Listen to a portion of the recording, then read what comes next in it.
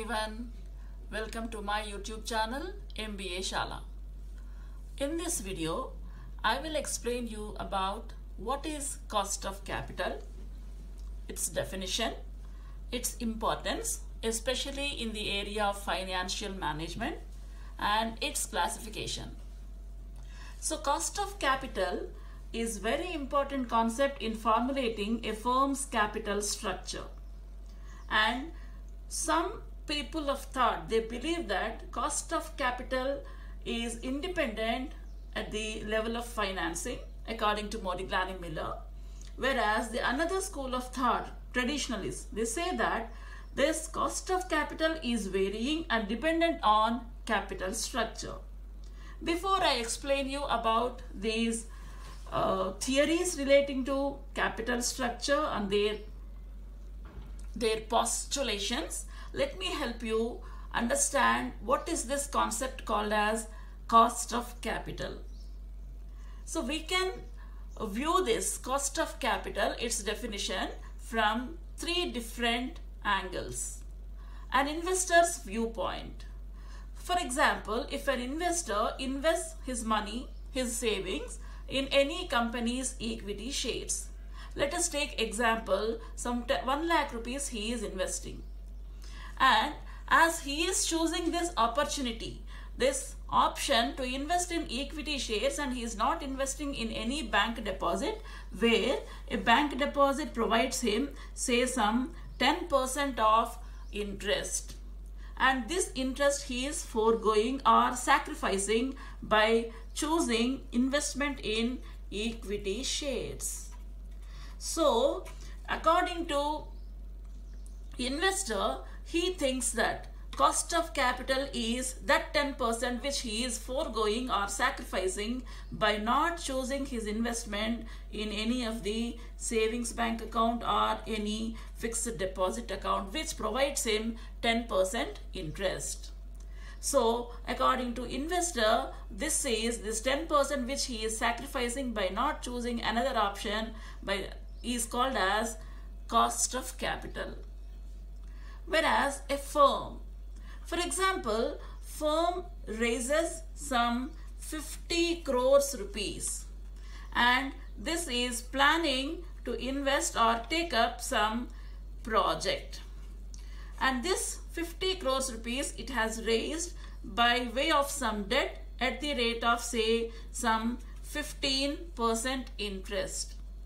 So, firm views this 15% as its cost of capital because it expects, it wants to earn a minimum interest rate of 15% so that it can meet up this obligation.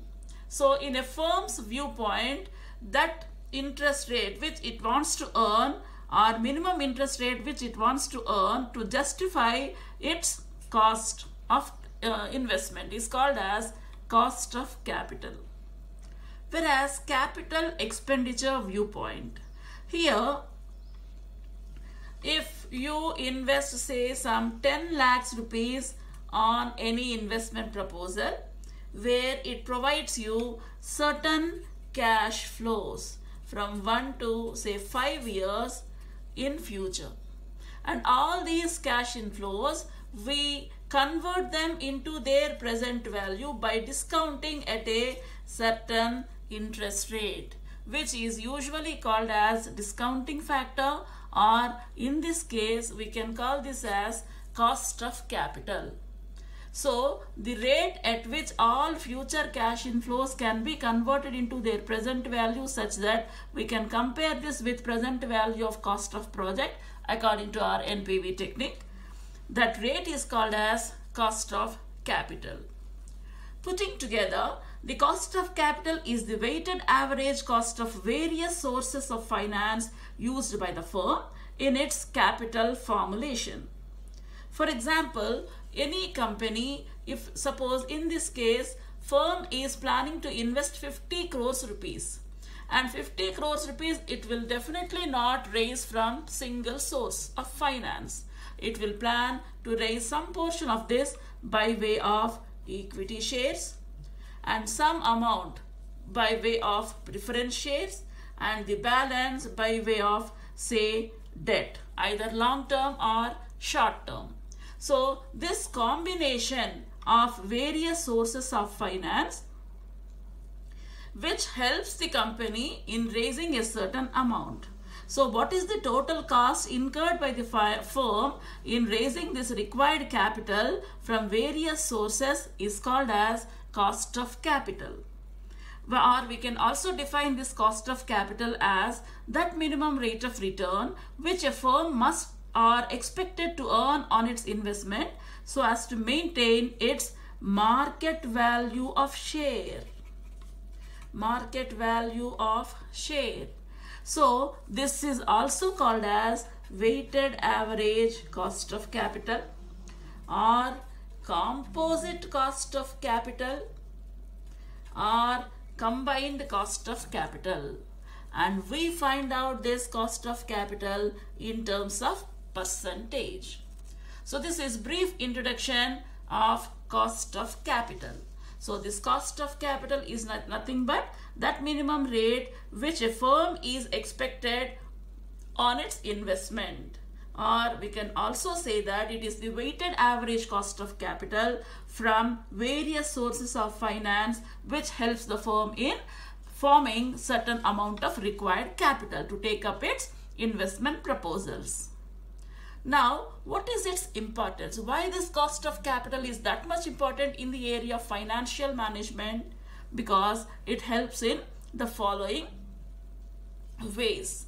So, designing optimal capital structure. So, before I explain you this optimal capital structure, what is this capital structure?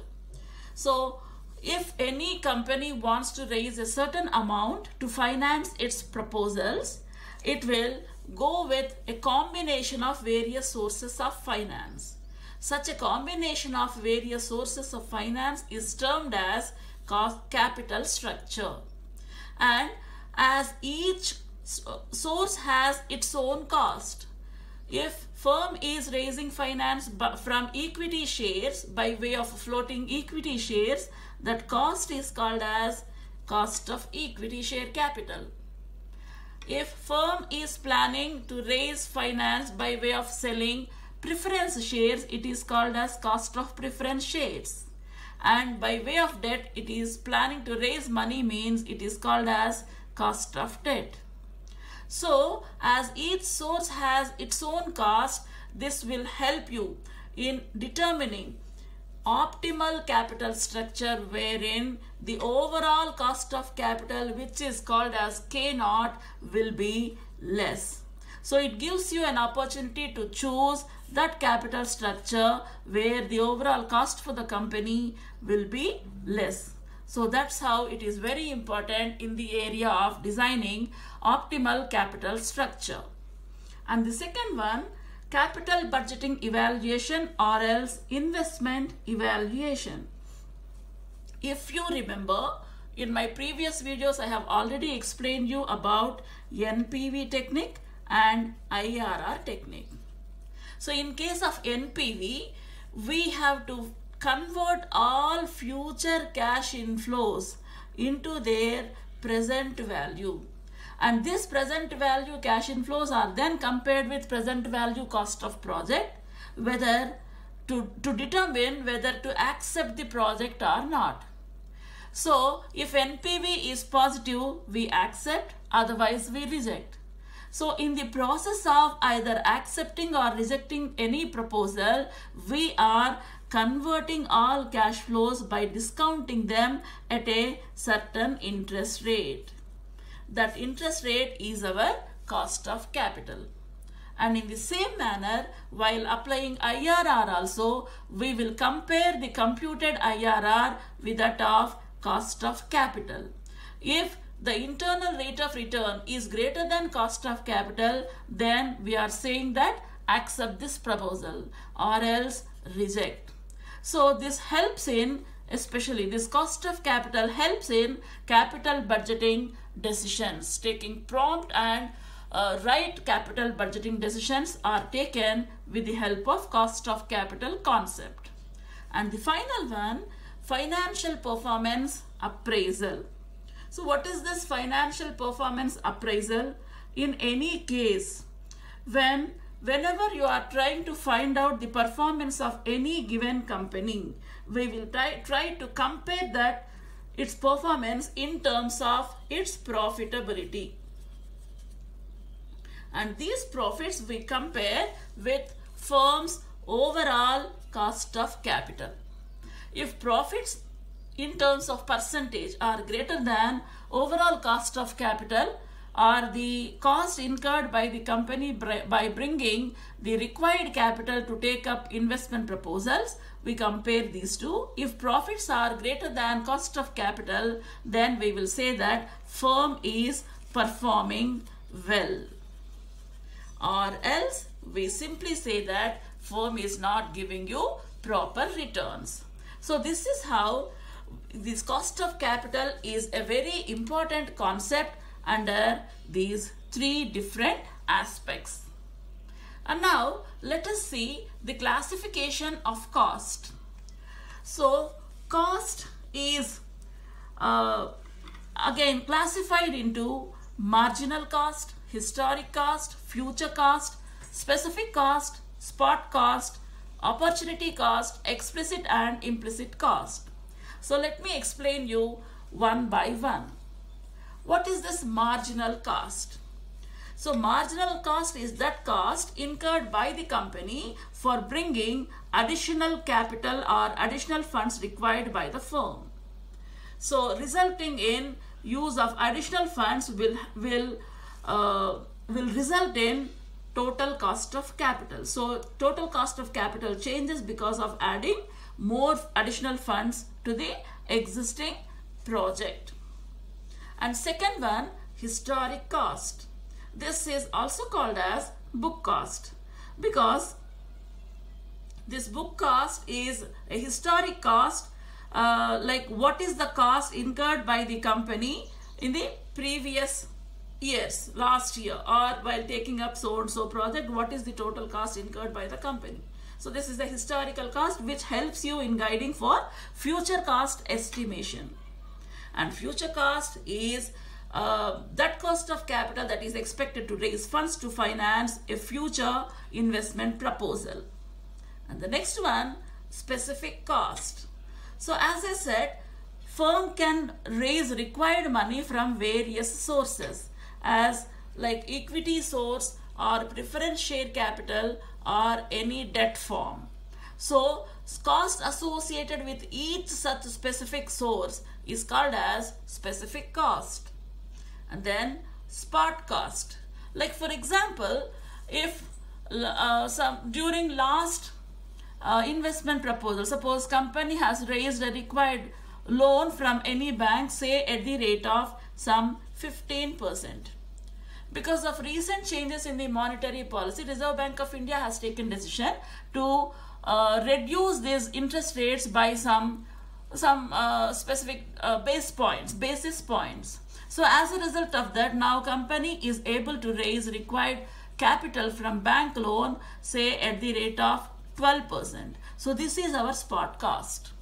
So at current, what is that interest rate we are paying to raise a required amount of money? Then opportunity cost.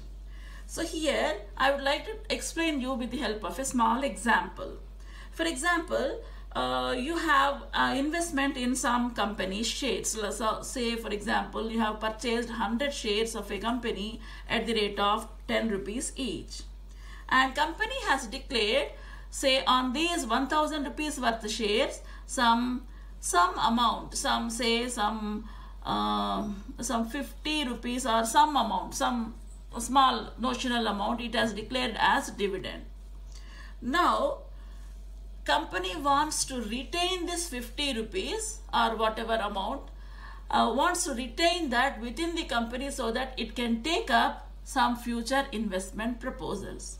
Now as an investor, you will compare what is that return company will pay you by retaining this 50 rupees and investing in the internal investment proposals. Suppose company will pay you say some 4% return on this retained earnings. But if the same amount, if you are able to invest in the outside investment proposals and can earn say some 6%. So you are foregoing the 2% extra by not investing in other proposals. So whatever interest rate you are foregoing by not accepting any other proposal is called as opportunity cost. And then explicit cost. It is of any source of capital. This cost, explicit cost, is the discount rate which equates present value of cash inflows with present value of cost of project. Or in simple terms, we can also say that this is that discount rate which equates PVCIF with PVCOP. And we can also call this as IRR, our internal rate of return. And the last one, implicit cost. So this implicit cost is that cost of capital which is associated with the best investment opportunity for the firm and its shareholders that would be foregone if the projects presently under consideration by the firm were accepted. Like the cost of retained earnings is an opportunity cost or implicit cost for a shareholder, and it is deprived of the opportunity to invest retained earnings elsewhere. So funds raised by any form of financing have implicit capital costs once they are invested. So these are the different types of classification of costs: marginal cost, historical cost, future cost, specific cost, spot cost, opportunity cost, explicit cost, and implicit cost. So in my next video, I will tell you how to determine cost of each source of finance. And then ultimately, how can we arrive at weighted average cost of capital? So this is the basic fundamental concept which we should understand before we try to find out what is the overall cost of capital for any firm. Before it takes up any investment proposal, it has to first find out overall cost of capital. So keep watching my videos. Thank you.